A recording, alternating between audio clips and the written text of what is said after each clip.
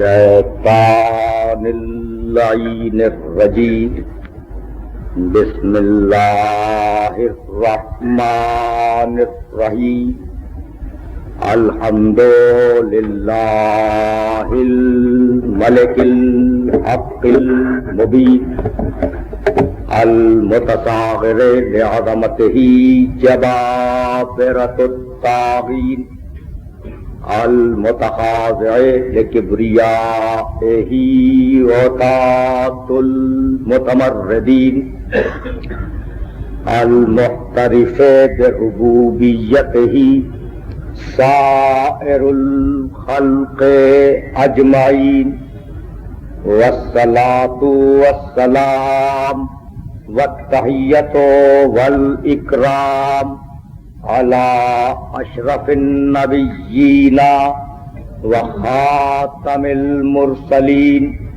سیدنا و مولانا ابی القاسم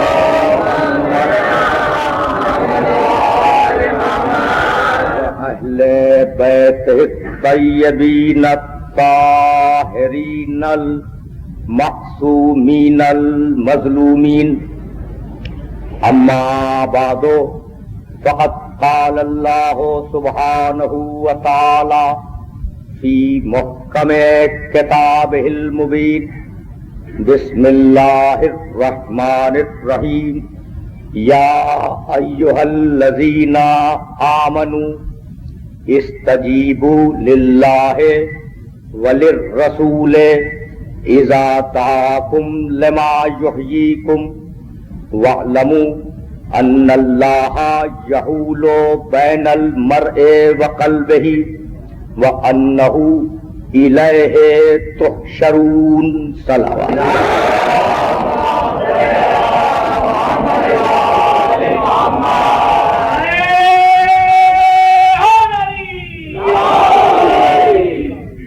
عزیزان محترم، ہم آج اس سلسلہ گفتگو کے چوتھے مرحلے میں داخل ہوئے۔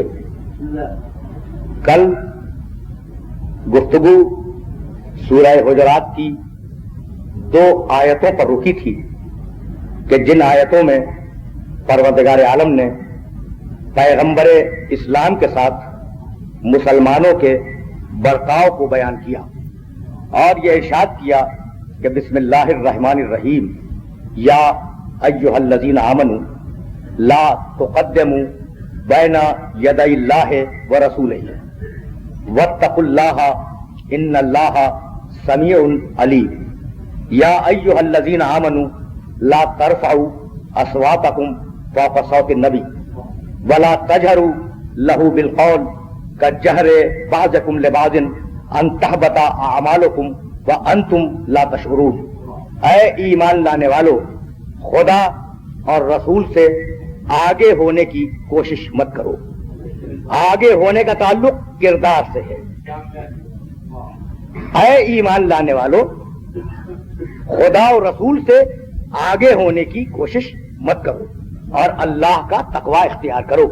اللہ سننے والا بھی ہے اور اللہ جاننے والا بھی ہے۔ اور اس کے فوراً بعد کہا کہ اے ایمان لانے والو یا ایھا الذین آمنوا لا ترفعوا اصواتکم فوق صوت النبی، نبی کی آواز پر اپنی آواز کو بلند نہ کرو۔ آواز بلند کرنے کا تعلق قول سے ہے، گفتگو سے ہے۔ پہلی آیت میں کہا نبی سے آگے نہ جاؤ، آگے جانے کا تعلق کردار سے ہے۔ دوسری آیت میں کہا نبی کی آواز پر اپنی آواز کو بلند نہ کرو، بلند کرنے کا تعلق قول سے ہے۔ اب میں کیسے عرض کروں کہ پوری تفصیل کے ساتھ کل میں یہ عرض کر چکا کہ یہ سورہ 109 سورہ ہے۔ 5 سورے اور آئیں گے، قرآن ختم ہو جائے گا، یعنی قرآن ختم ہونے والا ہے، پیغام ختم ہونے والا ہے، پیغمبر کی نبوت ختم ہونے والی ہے، تعلیم مکمل ہو رہی ہے، تہذیب کو سدھر جانا چاہیے۔ اور پھر قرآن کہتا ہے نہ آگے جاؤ نہ آواز بلند کرو، یعنی نہ کردار بدلا نہ زبان سنبھلی۔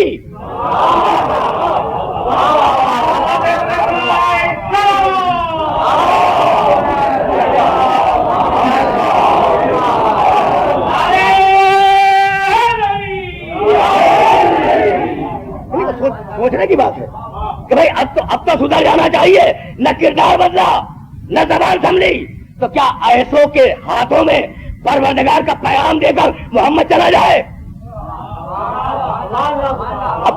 اب یہ جملہ، یہ ہیڈ لائن ہے پوری اگلی گفتگو کے لیے، کیا ایسوں کے ہاتھوں میں پیغام خدا بندی کو دے دیا جائے؟ نہیں، خود پیغمبر کی اتنی حفاظت کی پروردگار نے کہ کہیں سے کوئی حملہ ذات رسول پہ نہ ہو سکے۔ بھائی سورہ حجرات میں کہا کردار کو ٹھیک رکھو رسول کے مقابلے پر، سورہ حجرات میں کہا زبان کو صحیح رکھو رسول کے مقابلے پر۔ تو اب ہو سکتا ہے نا کہ کوئی کردار کو بھی صحیح رکھے اور زبان کو بھی صحیح رکھے رسول کے مقابلے پر، دل میں کینہ رکھے، یعنی امکان تو ہے نا۔ تو اب سورہ نساء میں دل کی بات کی، چوتھا سورہ قرآن مجید کا، فلا وربک لا یؤمنون حتی یحکموک فیما شجر بینہم ثم لا یجدوا فی انفسہم حرجا مما قضیت ویسلموا تسلیما۔ بھائی ایک ایک لفظ کے ترجمے میں توجہ دیجیے گا۔ فلا وربک، حبیب تمہارے اللہ کی قسم، خود اللہ قسم کھا رہا ہے اپنی، قرآن کی آیت ہے نا، اللہ خود قسم کھا رہا ہے، فلا وربک، حبیب خدا کی قسم، لا یؤمنون، یہ اس وقت تک مومن نہیں ہے۔ یا ایھا الذین آمنوا ذہن کے اندر رہے، صاحبان ایمان کی گفتگو ہو رہی ہے، لا یؤمنون، یہ اس وقت تک مومن نہیں ہے۔ کب تک مومن نہیں ہے؟ اب شرط آئی، حتی یحکموک فیما شجر بینہم، جب تک کہ اپنے آپس کے جھگڑوں میں تجھ سے فیصلہ نہ کروائیں۔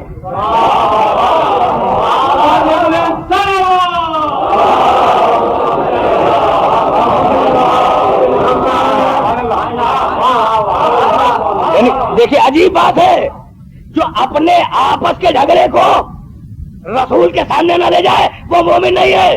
تو اب جو خود رسول سے جھگڑ پڑے،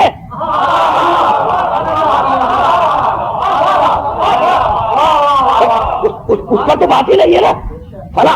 فلا وربک لا یؤمنون، یہ مومن نہیں ہے اس وقت تک، حتی یحکموک فیما شجر بینہم، جب تک کہ آپس کے جھگڑوں میں تجھ سے فیصلہ نہ کروائیں۔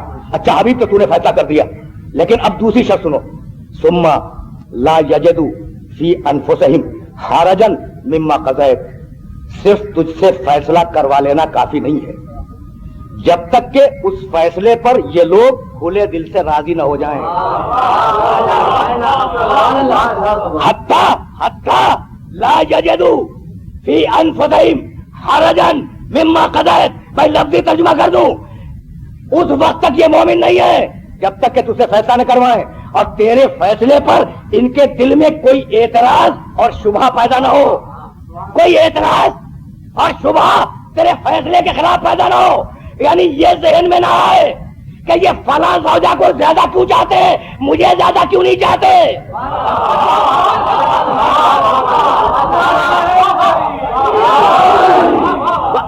وَيُسَلِّمُوا تَسْلِيمًا، اور یہ اس وقت تک مومن نہیں ہے جب تک کھلے دل سے تیرے فیصلے کو قبول نہ کر لے۔ تو مومن اس وقت بنو گے کہ اگر حدیبیہ میں صلح کرے تو اسے بھی تسلیم کرو، اور اگر خیبر میں علم دے دے تو اسے بھی تسلیم کرو۔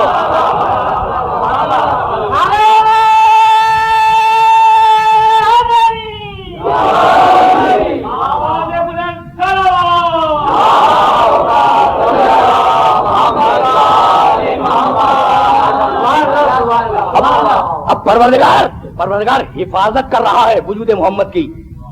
بھائی یہی تو کرنا تھا اپنے سننے والوں کی خدمت میں کہ وجود رسالت کی حفاظت ہو رہی ہے مختلف مقامات پر، وہ سورہ حجرات، یہ سورہ نساء، اور اب سورہ حشر 59واں سورہ قرآن مجید کا، اور اس سورہ کی 7ویں آیت انتہائی مشہور و معروف آیت، وما آتاکم الرسول فخذوہ وما نہاکم عنہ فانتہوا۔ میں نے درمیان سے ٹکڑا لے لیا 7ویں آیت کا، وما آتاکم الرسول فخذوہ، رسول جو دے دے اسے لے لو، وما نہاکم عنہ فانتہوا، اور جس سے منع کرے اس سے رک جاؤ۔ بھائی پڑھا لکھا مجمع بیٹھا ہے، پورے قرآن کا سروے کرنے کے بعد یہ عرض کر رہا ہوں، بھائی یہ تو ملا کہ رسول جو دے دے وہ لے لو اور جس سے منع کرے اسے رک جاؤ۔ تو یہ تو کہہ دیا کہ جو دے دے وہ لے لو، بھائی یہ تو نہیں کہا کہ جو مانگے وہ مت دینا۔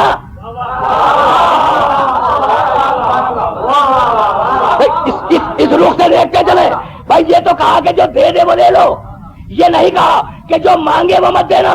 کیا؟ اس لیے کہ سورہ احزاب النبی اولا بالمؤمنین من انفسہم، نبی وہ جو مومنوں کی جان، مومنوں کے مال اور مومنوں کی عزت کا مالک ہو. تو اب جو مانگے وہ دے دینا. اگر زندگی میں اجر رسالت مانگے تو اسے بھی دینا، اور اگر مرتے وقت قلم مانگے تو اسے بھی دے دینا.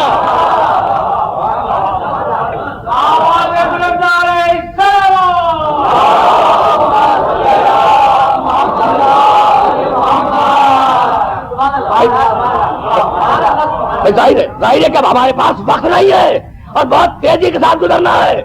تو اب حفاظت کی اس ذات کی جس ذات پر زمان و مکان کا کوئی اثر نہیں ہے، جس ذات پر گزرتے ہوئے زمانے نے اپنا کوئی نقش نہیں چھوڑا. دنیا کا کون سا ایسا انسان ہے جس پر گزرتا ہوا زمانہ اپنے نقوش چھوڑ کے نہ جاتا ہو؟ بچہ نوجوان بنتا ہے، نوجوان جوان بنتا ہے، جوان ادھیڑ ہوتا ہے، ادھیڑ بوڑھا ہوتا ہے، بوڑھا یہ دنیا سے چلا جاتا ہے. بھائی یہی تو ہوتا ہے نا، زمانہ اپنے نقوش ہوتا جاتا ہے. لیکن محمد وہ اکیلی شخصیت ہے کہ زمانہ اس کی ذات پر اثر انداز نہ ہو سکا. وہ اکیلی شخصیت ہے کہ زمانہ جس کی ذات پہ اثر انداز نہ ہو سکا. بھائی محمد الرسول اللہ، محمد اللہ کے رسول تھے. ترجمہ یہ نہیں، محمد اللہ کے رسول ہے تو ہر صدی کے مسلمان نے یہی کہا کہ محمد اللہ کے رسول ہے، اور جب تک قیامت نہ آ جائے مسلمان یہی کہتا رہے گا کہ محمد اللہ کے رسول ہے. تو یہ حال میں کیوں رکھا؟ یہ جملے کو حال میں کیوں رکھا؟ اس لیے کہ توحید حال میں تھی. لا الہ الا اللہ، کوئی معبود نہیں ہے سوائے اللہ کے، نہیں ہے. تو خدا پر زمان و مکان کا اثر نہیں ہوتا. اسی طرح محمد پر زمان و مکان کا اثر نہیں ہوا. نہ خدا زمانے کی حد میں آیا، نہ محمد زمانے کی حد میں آئے. اور اب کلمہ آگے بڑھا، علی ولی اللہ، علی اللہ کے ولی ہے.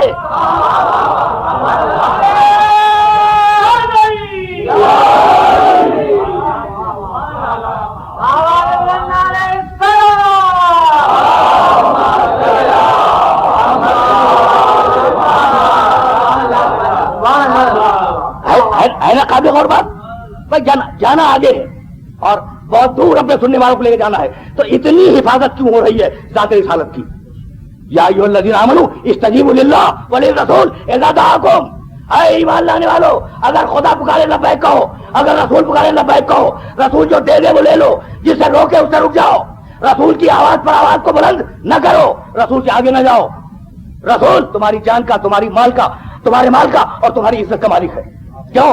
اس لیے کہ اس کے کردار و گفتار کو قیامت تک شریعت بن کے جانا ہے.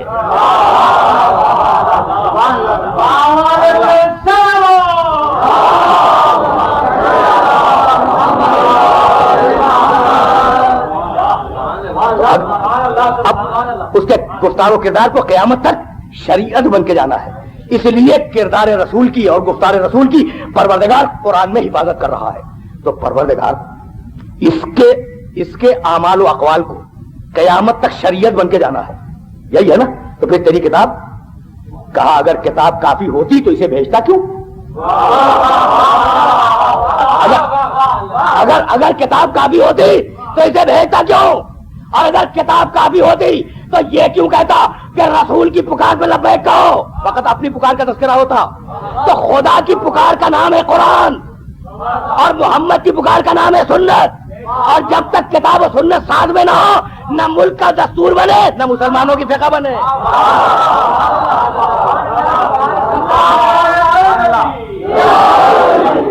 بھائی بہت تیزی سے گزر رہا ہوں اور بہت سچائی گزر رہا ہوں، اس لیے کہ کسی مرحلہ فکر تک سننے والوں کو لے کے جانا ہے.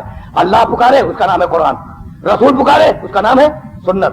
کتاب و سنت سے مل کر ملک کا دستور بنے، کتاب و سنت سے مل کر سارے مسلمانوں کی فقہ بنے. جتنی بھی فقہ ہیں نا ان کا بنیادی ماخذ کیا ہے؟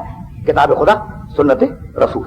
تو اگر کتاب خدا تنہا کافی ہوتی تو فقہوں کو ضرورت نہ ہوتی کہ سنت رسول کی طرف رجوع کریں.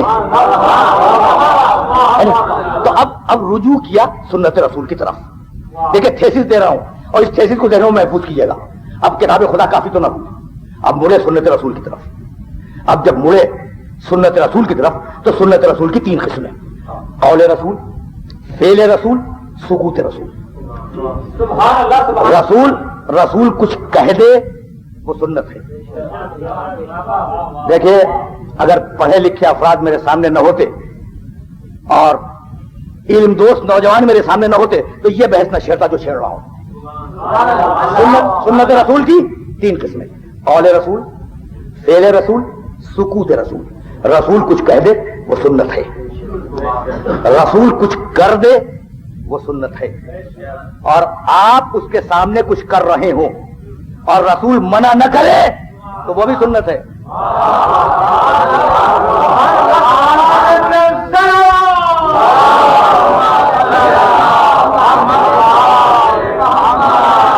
اب یہ درمیان میں کہاں سے آ گیا بھائی؟ قول تو سمجھ میں آتا ہے، فعل سمجھ میں آتا ہے، لیکن یہ کہاں سے آ گیا کہ اگر آپ اس کے سامنے کچھ کر رہے ہوں اور وہ منع نہ کرے تو وہ بھی سنت ہے؟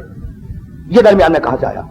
قرآن کہہ رہا ہے کہ ہم نے اس نبی کو بھیجا یامرہم بالمعروف وینہاہم عن المنکر. اس نبی کو اس لیے بھیجا کہ اچھائیوں کو حکم دے، اس نبی کو اس لیے بھیجا کہ برائیوں سے روکے. تو اگر وہ کام برائی ہوتا تو نبی پر واجب ہوتا کہ روک دے.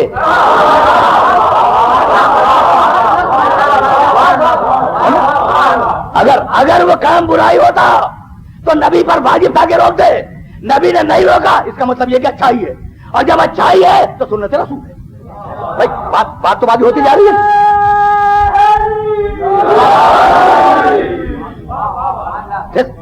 کر رہا ہوں بھائی، بات تو واضح ہوئی نا.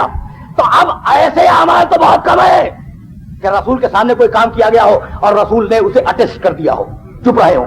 اب رسول کی سنت کے فقط 2 جز ہیں جو ہم تک پہنچے: قول رسول، عمل رسول. رسول جو کہہ دے وہ سنت، رسول جو کر دے وہ سنت. وہ بہت کم ہے، اس لیے اسے ہٹا رہا ہوں میں. تقریر رسول اس کا نام ہے، سکوت رسول. اچھا اب رسول نماز پڑھ رہا ہے، بہت توجہ رکھیے گا عزیزو. رسول نماز پڑھ رہا ہے، آپ نے دیکھا نماز پڑھتے ہوئے، آپ بتا سکتے ہیں کہ وہ نماز واجب ہے یا سنت؟ میں دیکھیں کرنے کی 2 قسمیں ہیں: مستحب کرو، واجب ضرور کرو. اور نہ کرنے کی 2 قسمیں ہیں: مکروہ نہ کرو، حرام بالکل نہ کرو. تو اب جو رسول جو کر رہا ہے وہ واجب ہے یا مستحب کیسے طے ہوگا؟ اور رسول جو نہیں کر رہا ہے وہ حرام ہے یا مکروہ کیسے طے ہوگا؟ بھائی بات تو واضح ہو رہی نا. کچھ بات واضح ہوئی. رسول جو کر رہا ہے وہ واجب ہے یا مستحب طے نہیں ہو سکتا، اور رسول جو نہیں کر رہا ہے وہ حرام ہے یا مکروہ طے نہیں ہو سکتا. تو جس طریقے سے کتاب خدا کو اپنی تفسیر و تشریح کے لیے سنت محمد کی ضرورت تھی، اسی طرح سنت محمد کو اپنی تشریح کے لیے آل محمد کی ضرورت ہے.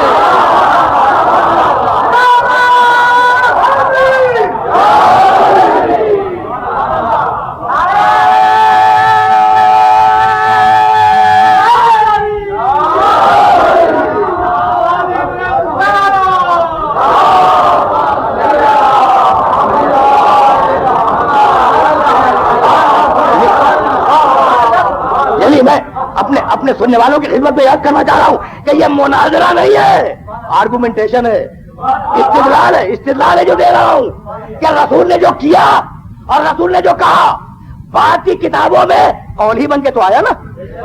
تو اب قرآن بھی قول، سنت رسول بھی قول. تو اب ہر دور میں کسی اشارے کی ضرورت ہے. اتنی بات تو طے ہو گئی نا، اتنی بات طے ہو گئی. بھائی بہت توجہ رکھیے گا. اب میں کیسے آپ کی خدمت میں عرض کروں کہ اب جو سنت رسول آئی ہے اس کے لیے اشارے کی ضرورت تو ہے. وہ کس سے آئی؟ راویوں کے ذریعے. فلاں نے فلاں سے سنا، فلاں نے فلاں سے سنا، فلاں نے فلاں سے سنا، اور فلاں نے رسول اللہ سے سنا. وہ کیا کہلاتے ہیں؟ راوی ہے نا. تو راوی جب سند بیان کرتے ہیں تو سند میں جو بزرگ آتے ہیں ان کا نام ہے مشائخ اجازہ. مشائخ جمع ہے مشیخت کی، مشیخت کے معنی استاد، شیخ. اس نے اپنے شیخ سے سنا یعنی استاد سے، اس نے اپنے استاد سے سنا، اس نے اپنے استاد سے سنا، اس نے رسول سے سنا تھا. تو استادوں کا سلسلہ ہے. کوئی راوی اپنے سلسلے سند میں اپنے باپ داداؤں کو کوٹ نہیں کرتا.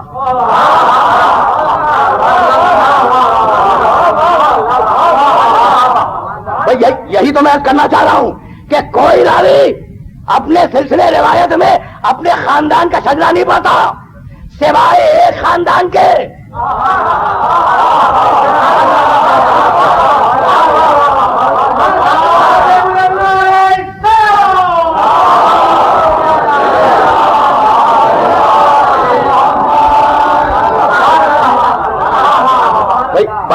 بات تو واضح ہو رہی ہے نا. اب میں کیسے عرض کروں کہ خدا کی قسم سنت رسول کو بھی بڑا ایکسپلائٹ کیا گیا کہ جو رسول نے کہہ دیا وہ سنت, جو رسول نے کر دیا وہ سنت.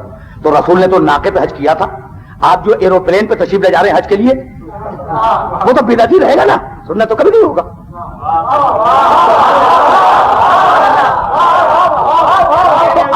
اصل میں یہ سنت کا معیار ہی غلط ہے. کیوں؟ اس لیے کہ تم نے روایتیں لی راویوں سے, مشائخ اجازہ سے, اور تنہا ایک خاندان ہے, ایک خاندان جو یہ کہتا ہے کہ حدیث ہی حدیث و ابی وہ حدیث و ابی حدیث و جدی وہ حدیث و جدی حدیث الحسین وہ حدیث الحسین ہے حدیث الحسن وہ حدیث الحسن ہے حدیث علی وہ حدیث علی حدیث رسول اللہ وہ حدیث رسول اللہ عن جبریل وہ حدیث جبریل عن اللہ وہ حدیث اللہ عن القلم وہ حدیث القلم عن اللہ.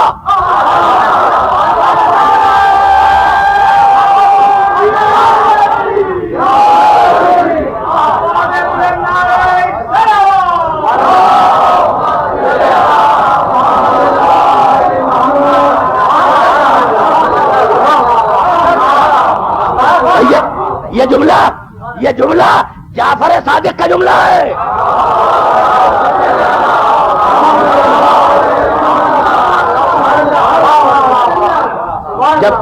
جب کسی نے کہا, بھائی قدر کرنے والی بات ہے, جب کسی نے کہا کہ فرزند رسول یہ جو فتویٰ آپ بیان کر رہے ہیں, یہ جو حدیث آپ بیان کر رہے ہیں, یہ کہاں سے بیان کر رہے ہیں؟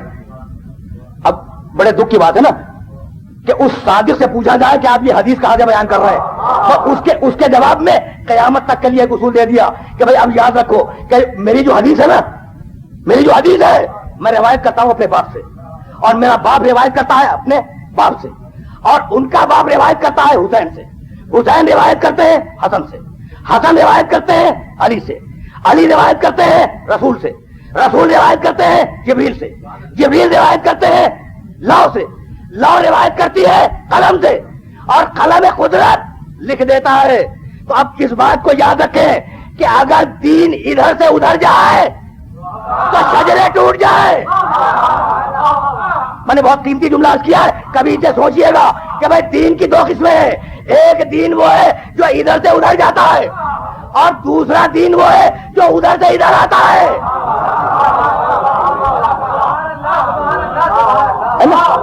یعنی خود بنا کے اللہ تک لے جاؤ, یہ تمہارا دین ہے, اور وہ بھیجے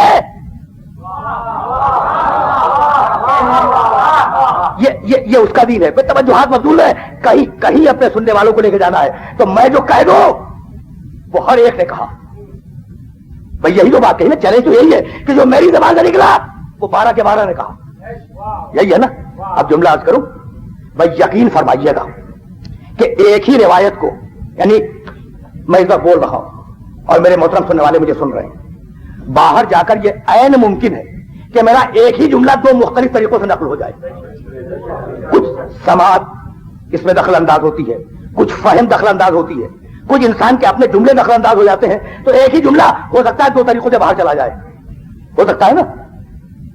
ہوا ہے, اختلافات روایت میں ہوئے کہ ایک کے استاد نے کچھ اور طریقے سے روایت نقل کر دی, دوسرے کو استاد نے کسی اور طریقے سے روایت نقل کر دی, اور روایت میں ہو گیا اختلاف, اور دو روایتیں بن کے سامنے آ گئی, ہے نا.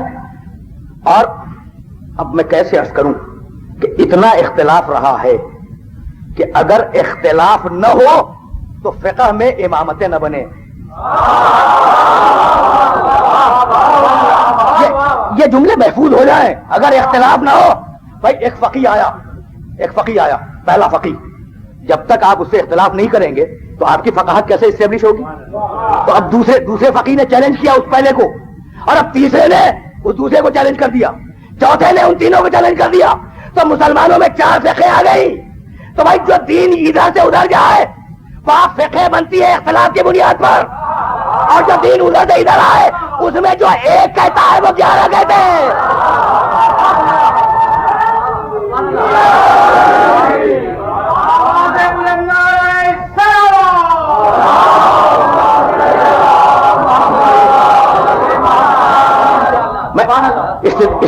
استدلال کو محفوظ کروا رہا ہوں اور کسی منزل تک سننے والوں کو لے کے جانا چاہ رہا ہوں.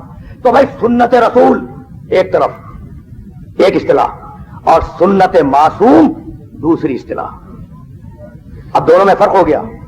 جو فقط رسول کی سنت کو لے گا تو سنت رسول سن 11 ہجری پہ ختم ہو جائے گی، لیکن رسول دنیا سے گئے سنت ختم ہو گئی. اور جو 14 کے 14 کرداروں کی سنت کو لے گا تو جب تک 14 رہیں گے اس وقت تک سنت جاری رہے گی. بھائی بات واضح ہو رہی ہے نا؟ میں نے ذرا سی اکیڈمک بحث چھیڑی، لیکن میں چاہ رہا ہوں کہ سننے والوں کو کسی نتیجے تک پہنچا دوں. اب بخاری شریف کو اٹھا کر دیکھ لیں، سروے کرنے کے بعد کر رہا ہوں 7000 کچھ روایتیں ہیں. اب یہ کم کیوں ہے اتنی؟ اس لیے کہ سنت رسول تو سن 11 ہجری پہ ختم ہو گئی. مسلم شریف کو اٹھائیں اس میں بھی 7000 کچھ. اچھا اب مقررات نکال دیں. مقررات کون سی روایتیں ہیں؟ کہ ایک ہی روایت کو 2 راویوں نے نقل کر دیا، انہوں نے ان دونوں کو نقل کیا، تو مقرر جو آ گئی ہیں انہیں نکال دیں.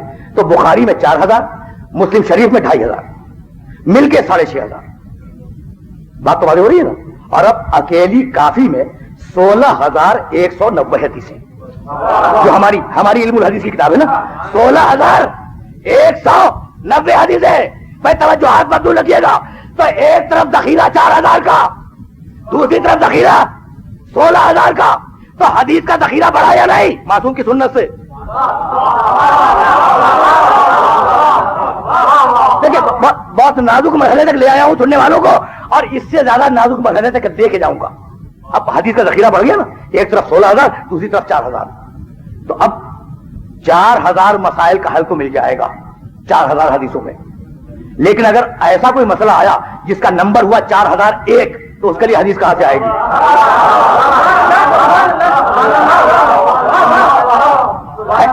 ہے نا قابل غور بات کہ بھائی 4000 مسئلوں کے حل 4000 حدیثوں میں مل جائیں گے. لیکن اگر 4001 یا 4002 آ جائے تو اس کا حل ان حدیثوں میں تو نہیں ملے گا. اب ضرورت سمجھ میں آئی کہ قیاس کہاں سے داخل ہوا.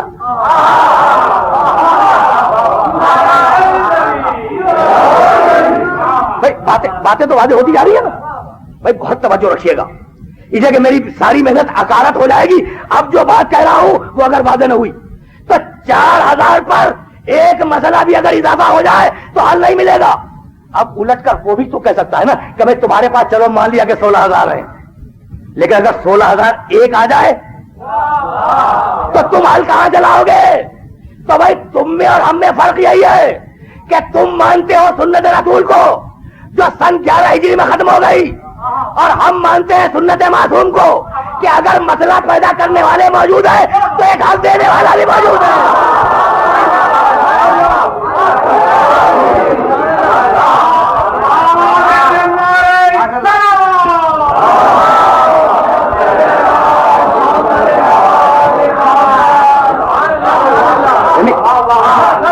یعنی میں کہنا یہ چاہ رہا ہوں کہ جب تک 14 سنتوں میں سے ایک بھی سنت موجود ہے ہمارے لیے مسائل کی پرابلم نہیں ہے.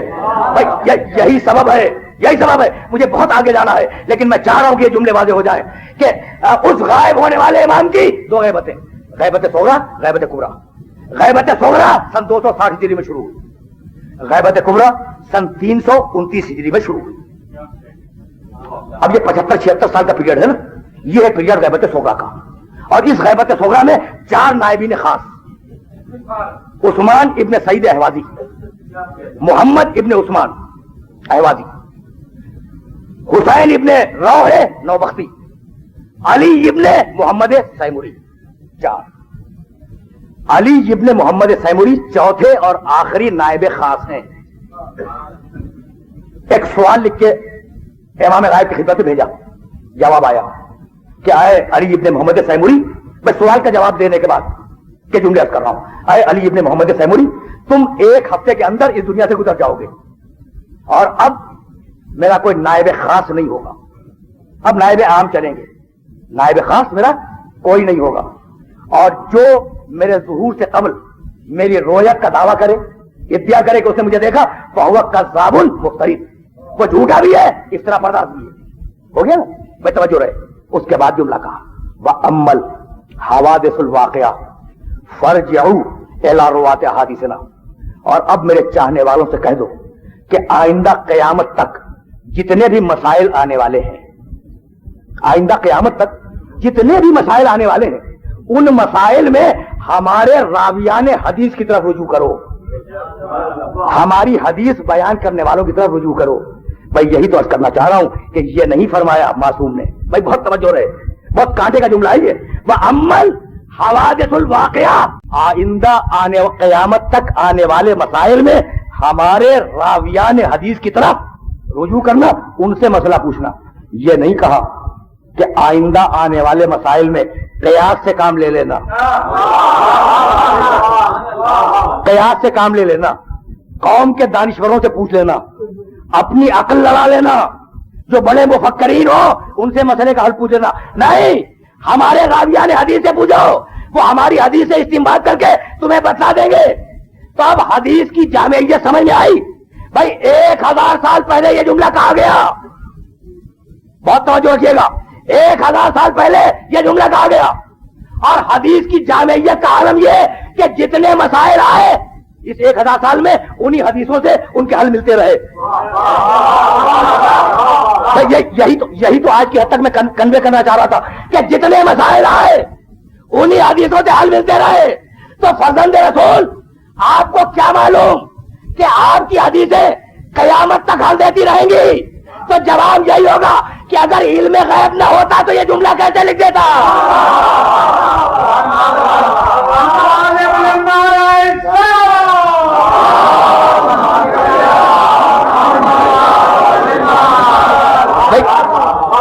بھائی بات واضح ہوئی، تھیسس دینا چاہ رہا تھا. تو بھائی پیغمبر نے یہی کیا. بھائی توجہ رہے تاکہ اب مجھے آگے جانے میں آسانی ہو جائے. خدا نے پہنچایا پیغمبر تک. اب پیغمبر کا فریضہ تھا کہ وہ ہمیں کتاب کے وارثوں تک پہنچا دے، اور وارثان کتاب کا فریضہ تھا کہ وہ ہمیں ان لوگوں کی طرف بھیج دے جو لوگ ذمہ دار ہوں گے مستقبل میں کتاب و سنت کے. یہی ہے نا بھائی ایک طریقہ ہدایت کا. بہت ٹھنڈے دل سے سنیے گا. اللہ نے رسول تک پہنچا دیا ہمیں، اب رسول پہنچانے والا ہے ان لوگوں تک جو رسول کے بعد ہوں گے. پہنچانے والا ہے نا منزل تک، منزل تک. ایک طریقہ گھر بتلانے کا یہ ہے کہ میں آ کر آپ سے گھر پوچھوں فلاں صاحب کا گھر کدھر ہے، آپ مجھے کاغذ پہ نمبر لکھ کے دے دیں اور میں ٹکریں مارتا پھروں ایک گلی سے دوسری گلی میں، اور کہیں نہ کہیں وہ نمبر مل تو جائے گا نا. تو نمبر لکھ کے دے دیں، ایک طریقہ یہ ہے.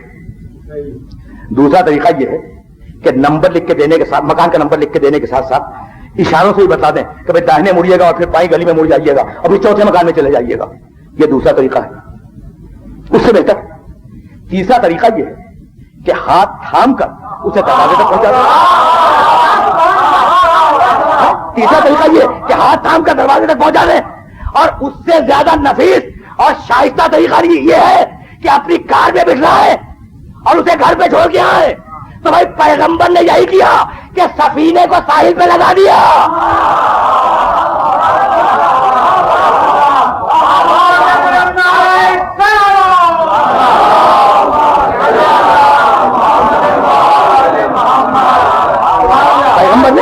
پیغمبر نے سفینے کو ساحل سے لگا دیا کہ اب جو سوار ہو جائے وہ منزل تک پہنچ جائے گا.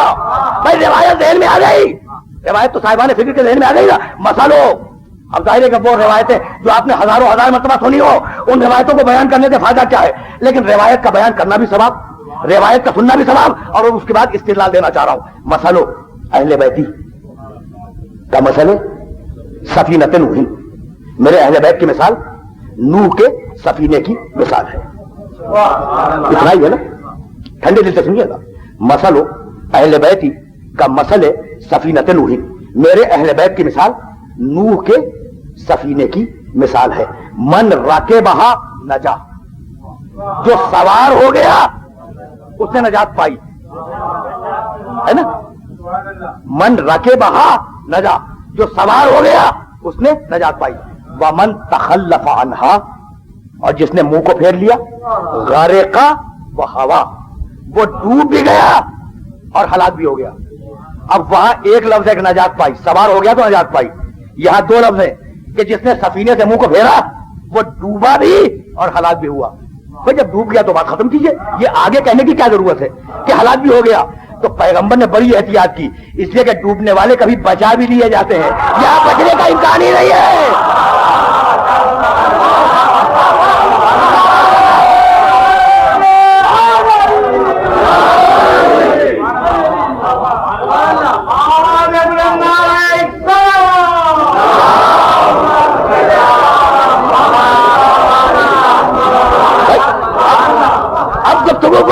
اس منظر فکر سے آگے نہیں جانا.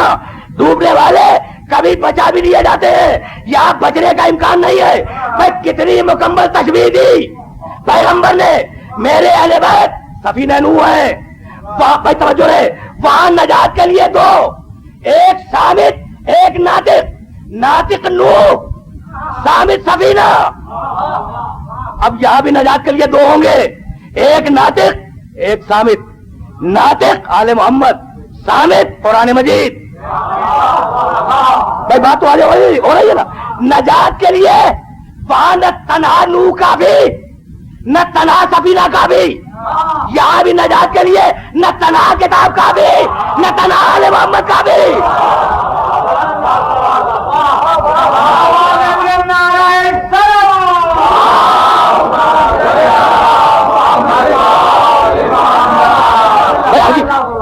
عجیب مرحلہ فکر ہے، کتنی مکمل تشبیہ کہ بھائی یہ سفینہ اتنا اہم ہے کہ اگر منہ کو پھیر لے تو وہ صلبی بیٹا ہی کیوں نہ ہو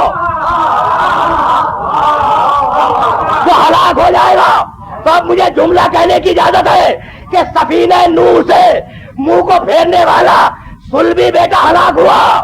تو اب اہل بیت سے اگر منہ کو پھیرے اور صلبی نہ اور رشتہ جوڑنے والے ہو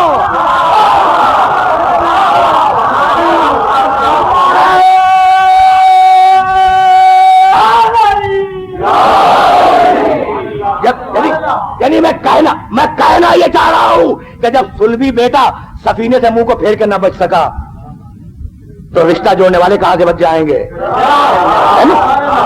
اب نجات کے لیے پیغمبر نے سفینے کو ساحل پہ لا کے لگا دیا. بہت توجہ رکھیے گا، یہ کہ لے جانا ہے کسی منزل. اب سفینہ لگا ہوا ہے ساحل سے اور اس سفینے پہ آپ کو سوار ہونا ہے. کہنے لگے، اب سمجھدار تو ہر دور میں ہوتے ہیں نا، کہنے لگے کہ ہاں یقیناً اہل بیت سفینہ ہے، جو سوار ہو جائے وہ نجات پا جائے گا.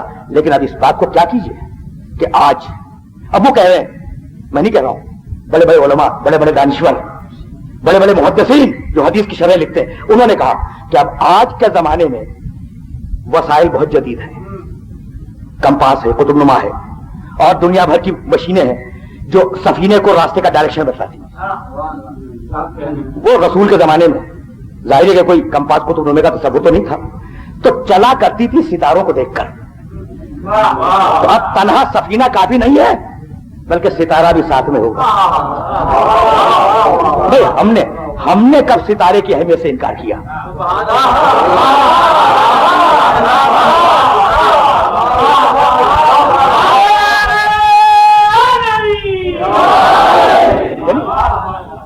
خدا کی قسم اعتراض میں بڑا وزن ہے. یعنی واقعی اگر آپ تصور فرمائیں اور تھوڑی دیر کے لیے تعصب کو دماغ سے نکال دیں، غیر جانبدارانہ طور پر سوچیں، تو اعتراض میں خدا کی قسم کھا کے کہہ رہا ہوں ممبر سے کہ بڑا وزن ہے. کبھی کشتیاں چلتی تھی، ہم بھی جانتے ہیں اس بات کو کہ کشتیاں چلتی تھی ستاروں کی چال دیکھ کر اور پہنچ جاتی تھی اپنی منزل پر. تو کشتی ستارے کے بغیر چل نہیں سکتی. تو اب نجات تو ہوگی کشتی ہی سے، لیکن ستارہ ساتھ میں ہو جب ہوگی. یہی ہے نا. تو کل ہی تو میں عرض کر رہا تھا کہ آدم کے عہد سے بہکاتا ہوا چلا اور آج تک لگا ہوا ہے. بھائی میں کب کہتا ہوں کہ کشتی ستارے کے بغیر چلتی ہے؟ نہیں، ستارہ ضروری ہے.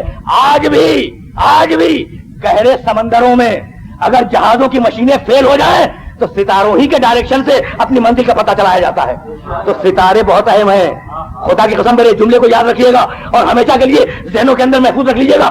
ستارے بہت اہم ہیں، لیکن پیغمبر سمجھ رہے تھے کہ میری امت کے منطقی پیغمبر سمجھ رہے تھے کہ میری امت کے جو منطقی ہیں اور جو فلسفی ہیں وہ ستارے کی شرط لگا دیں گے، اسی لیے پیغمبر نے اہل بیت کو فقط سفینہ نہیں کہا، یہ نہیں کہا کہ یہ سفینہ ہے، کہا کہ سفینہ نوح ہے۔ اور اب کون نہیں جانتا کہ نوح کی کشتی رات میں نہیں چلی تھی، دن میں چلی تھی؟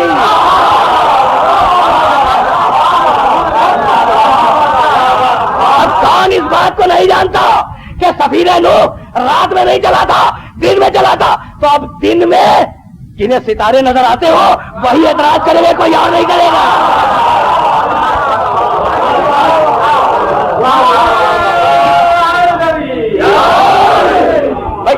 بھائی بات تو واضح ہو رہی ہے نا؟ تو بھائی اسی دن کے لیے، بھائی اب ستارہ تو سمجھ میں آ گیا نا، تو اسی دن کے لیے پروردگار نے ایک گھر پر ستارے کو اتارا کہ ستارے کی پیروی نہیں ہوگی، اس گھر کی پیروی ہوگی جس میں ستارہ اتر کے آ جائے۔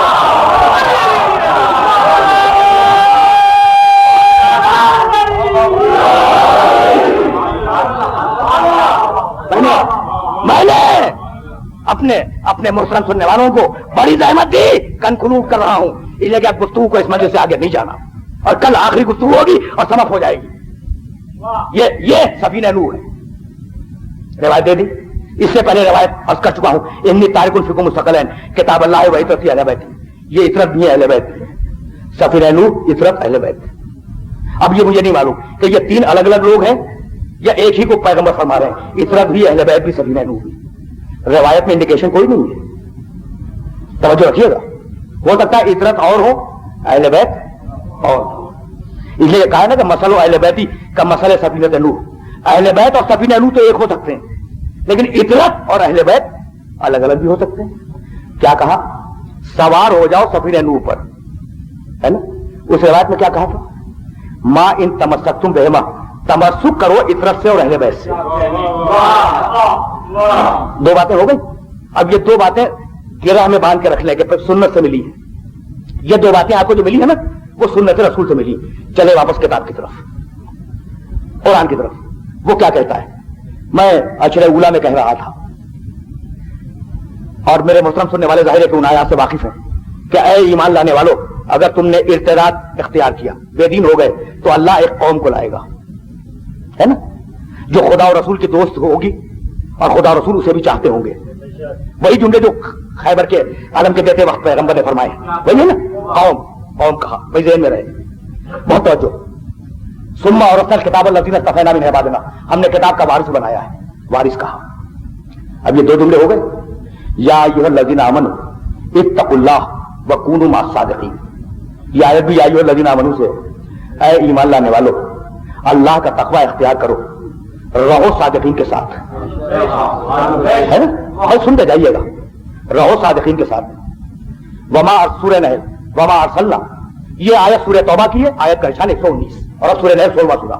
وما ارسلنا من قبلک الا رجالا نوحی الیہم فاسألوا اہل الذکر ان کنتم لا تعلمون۔ سنو ایمان لانے والو، اگر جاہل ہو تو اہل الذکر سے سوال کرو، رہو صادقین کے ساتھ، سوال کرو اہل الذکر سے۔ بات تو واضح ہو رہی ہے۔ اب پھر یا ایھا الذین آمنوا، یا ایھا الذین آمنوا اطیعوا اللہ واطیعوا الرسول واولی الامر منکم۔ اے ایمان لانے والو، اطاعت کرو اللہ کی، اطاعت کرو رسول کی، اطاعت کرو صاحب امر کی، رہے صادقین کے ساتھ، سوال پوچھیں اہل ذکر سے، اطاعت کریں صاحب امر کی، تمسک رکھیں عطرت و اہل بیت سے، اور سوار ہو جائیں سفینے پر۔ ابھی تک کرے، ابھی تک کرے بھائی، بات واضح ہو رہی؟ تو اگر بات واضح ہوئی تو گفتگو بھی تمام ہوئی۔ رہو صادقین کے ساتھ، اطاعت کرو اولو الامر کی، یہی تو ہے نا۔ سوال پوچھو اہل ذکر سے، تمسک رکھو اہل بیت سے، سوار ہو جاؤ سفینے میں۔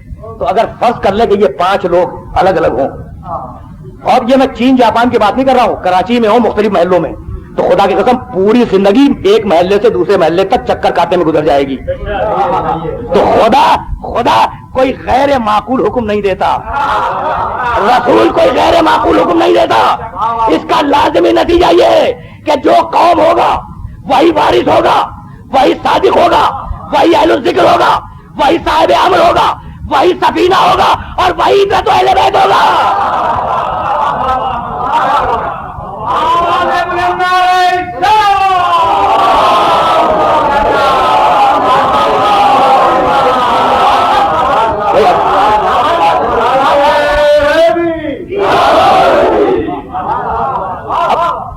اب یہ آپ کا کام ہے، اب یہ میری ذمہ داری نہیں ہے، یہ آپ کا کام ہے کہ اس اہل ذکر کو تلاش کر لیں، اس اہل ذکر کو تلاش کریں، عطرت کو تلاش کریں، اہل بیت کو تلاش کریں، اس قوم کو تلاش کریں، اس وارث کو تلاش کریں، ان صادقین کو تلاش کریں، ان اولو الامر افراد کو تلاش کریں.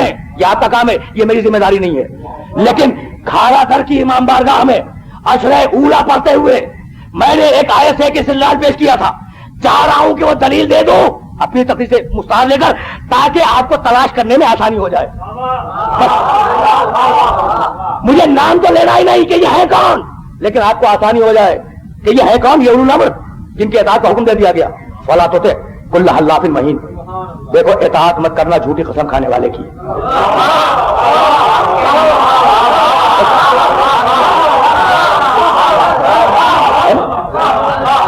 یہی ہے سورہ نون والقلم میں، حلاف جھوٹی قسم کھانے والا.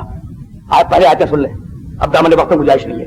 فلا تطع کل حلاف مہین حماز مشاء بنمیم مناع للخیر معتد اثیم عتل بعد ذلک زنیم. اب یہ 4-6 جو لفظیں آئی ہیں نا، ان کو چاہ رہا ہوں کہ آپ کی خدمت میں پیش کر دوں.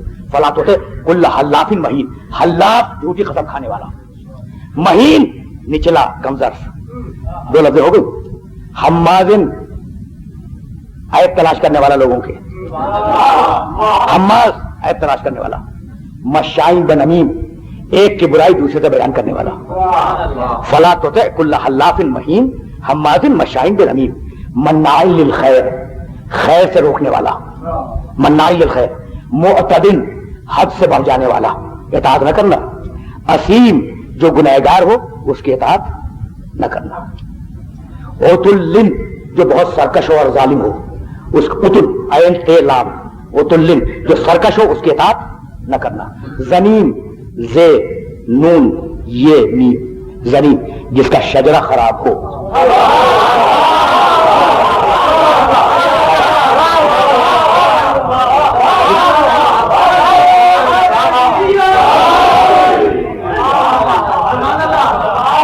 جس کا شجرہ خراب ہو، جس کا شجرہ خراب ہو اس کی اطاعت نہ کرنا.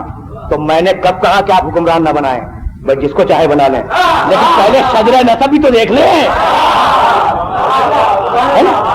توجہات مت بھول لیں. تو یہ لسٹ ہے، یہ فہرست ہے کہ کس کی اطاعت نہ کرنا. حلاف کی اطاعت نہ کرنا، مہین کی اطاعت نہ کرنا، حماس کی اطاعت نہ کرنا، مشا کی اطاعت نہ کرنا، مناع کی اطاعت نہ کرنا، معتد کی اطاعت نہ کرنا، اثیم یعنی گنہگار اس کی اطاعت نہ کرنا، عتل سرکش اس کی اطاعت نہ کرنا، زنیم جس کا شجرہ خراب ہو اس کی اطاعت نہ کرنا. تو اب یہ بتلا دیں گے کس کی اطاعت کرو. تو یہ تو بتلا دیا نا کہ ان کی نہ کرنا، تو اب یہ بتلا کے کس کی کرو. کہا یہی تو بتایا ہے، یا ایھا الذین آمنوا اطیعوا اللہ واطیعوا الرسول واولی الامر منکم. اللہ کی اطاعت کرو، رسول کی اطاعت کرو، صاحب امر کی اطاعت کرو. تو اب مجھے نہیں معلوم کہ صاحب امر کون ہے، لیکن اتنا طے ہے کہ جو بھی ہو وہ حلاف نہیں ہوگا، مہین نہیں ہوگا، حماز نہیں ہوگا، مشا نہیں ہوگا، گنہگار نہیں ہوگا، اس کا شجرہ خراب نہیں ہوگا.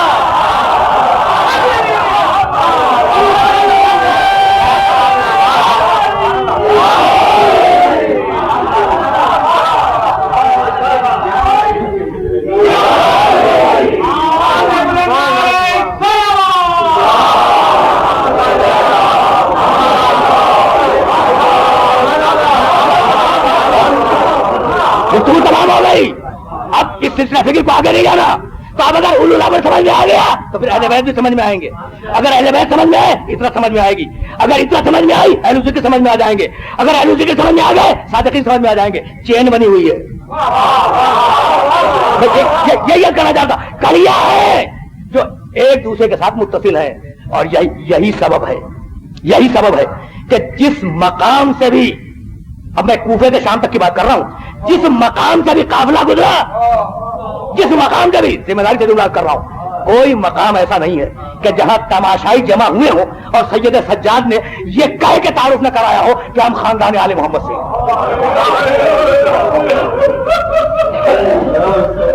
کبھی اہل ذکر، کبھی اولو الامر، کبھی صادقین، کبھی مباہلے کی آیت، کبھی آیت ادھیر، قدم قدم پہ تعارف کراتے چلے. بھائی کوفے سے تقریر آخری مرحلوں میں داخل ہو گئی. کوفے سے شام تک 32 منزلیں تھیں. اب یہ منزل کیا ہے؟ اب آج کے عہد میں تو منزل کا تصور بھی نہیں ہے. اس زمانے میں جب قافلہ چلا کرتا تھا تو ظاہر ہے کہ انسان ہے، قافلے میں جانور ہیں، ان کا ایک اسٹیمنا ہے، ان کی ایک برداشت ہے. تو اس برداشت کو دیکھ کر منزلیں بنائی جاتی تھی کہ ایک دن میں یہاں سے یہاں تک جائیں گے. جانور ناقے ایک دن میں یہاں سے یہاں تک جائیں گے. تو کوفے سے شام تک 32 منزلیں تھیں اور لے جائے گا اہل حرم 16 دن میں. یعنی دو منزلیں ایک ایک دن میں طے کی گئی. تیز چلو، ناقے دوڑاؤ، کہیں ایسا نہ ہو کہ کوئی حسین کا سر چھین دے، کہیں ایسا نہ ہو کوئی حملہ کر دے، کہیں ایسا نہ ہو کوئی شب خون مار دے.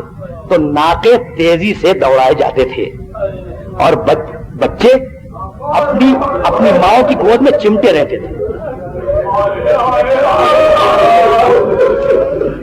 دیکھیے میرے سننے والے جانتے ہیں نا کہ میں مقتل سے باہر پڑھنے کا عادی نہیں ہوں. جانتے ہیں میرے سننے والے.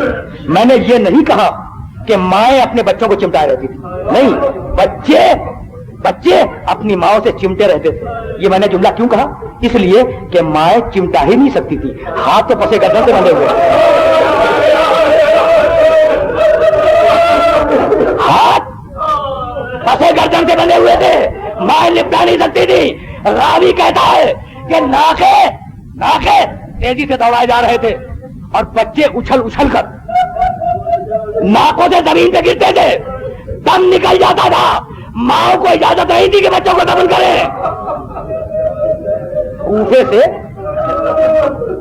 کوفے سے سواد شام تک آل محمد کے 40 گمنام بچے گرے ہیں جن کے قبروں کا نام و نشان بھی آج موجود نہیں ہے. مائیں روتی رہتی تھی، بچے گرتے رہتے تھے، ناقے دوڑتے رہتے تھے. 28 محرم کو جو دن ہم نے گزارا، 28 محرم کو قافلہ اس مقام پر پہنچا جہاں سے شہر کے آثار نظر آئے،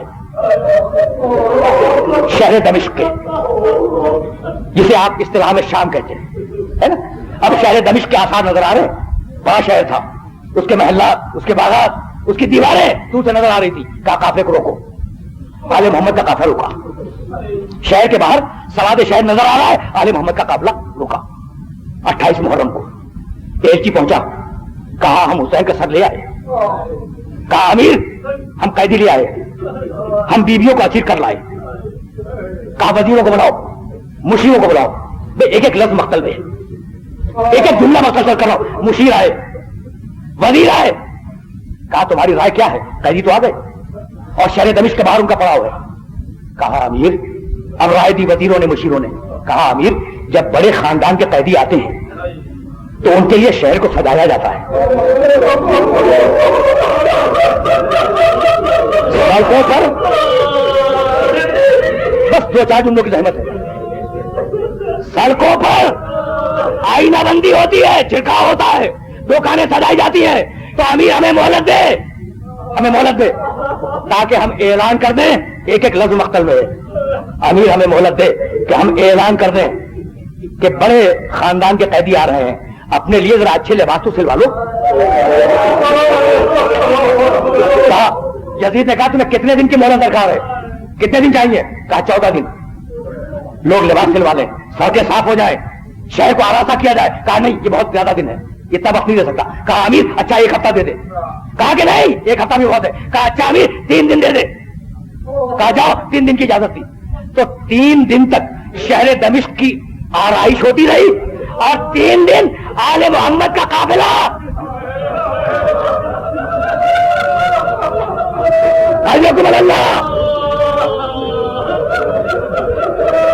شہر دمشق کے باہر دن کی دھوپ میں اور رات کی شبنم میں کھڑا رہا. 3 دن تک مقابلہ کھڑا رہا. یکم سفر کو قافلے کو حکم دیا گیا کہ اب وہ شہر دمشق میں داخل ہو. اس مقام کے لیے میں نے آپ کو زحمت دی. 28 محرم کو پہنچا تھا, 29, 30 یکم سفر کو داخلہ ہوا شہر دمشق میں. اور کل میں عرض کر رہا تھا کہ قافلہ باب الصحاب تک پہنچا. بس عزیزو, آپ نے گریہ کیا, گریہ کیا, تقریر تمام ہو گئی. اب مجھے آگے کچھ نہیں کہنا. قافلہ پہنچا باب الصحاب کے اوپر. کل میں عرض کر رہا تھا نا, اتنا اجتہام تھا کہ قافلہ نہ آگے بڑھ سکتا تھا اور نہ پیچھے ہٹ سکتا تھا. شام تک وہ قافلہ وہی کھڑا رہا. کسی نے چھوٹے بچوں کو پانی کے لیے یا کھانے کے لیے نہیں پوچھا.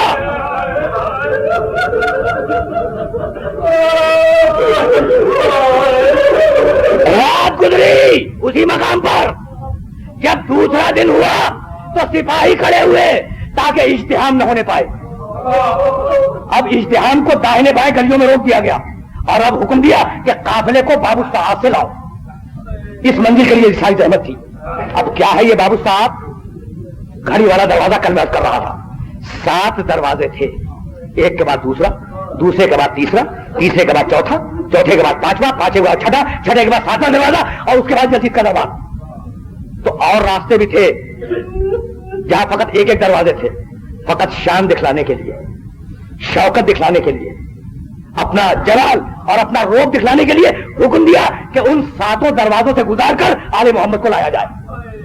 بات تو واضح ہو رہی ہے نا. آپ نے گریہ کیا, تقریر تمام ہو گئی. جملہ سنے, سید سجاد کہتے ہیں کہ جب میری پھوپھی نے یہ عالم دیکھا کہ داہنے بائیں فوجی کھڑے ہوئے اور ہمیں 7 دروازوں سے گزارا جائے گا, تو اس وقت انہوں نے چہروں پر دہشت دیکھی, چہروں پر دہشت دیکھی, گھبراہٹ دیکھی قیدیوں کے چہروں پر. ایک مرتبہ میری پھوپھی جلال کے عالم میں آ گئی اور ایک ایک کو دلاسا دینے لگی. پہلے مجھ سے کہا کہ سید سجاد مت گھبرانا, میں ساتھ ہوں.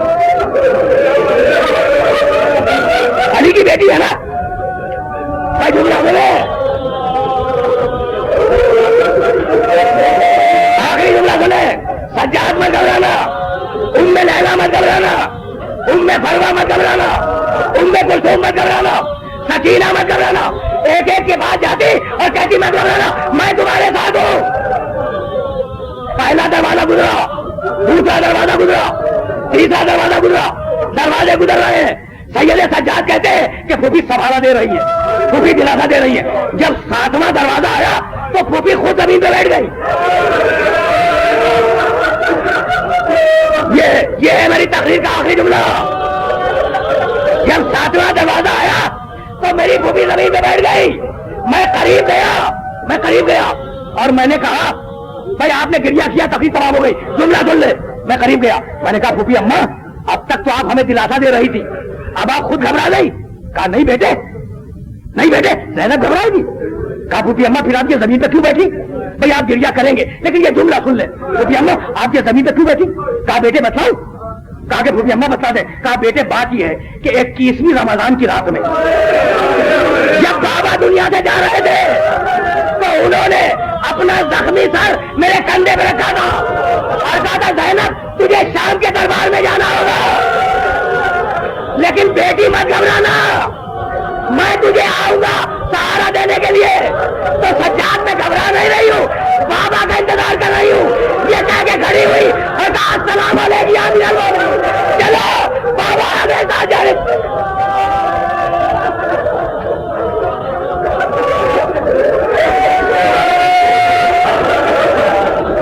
وسيعلم الذين ظلموا أيّ منقلب ينقلبون. ربنا تقبل منا إنك أنت السميع العليم.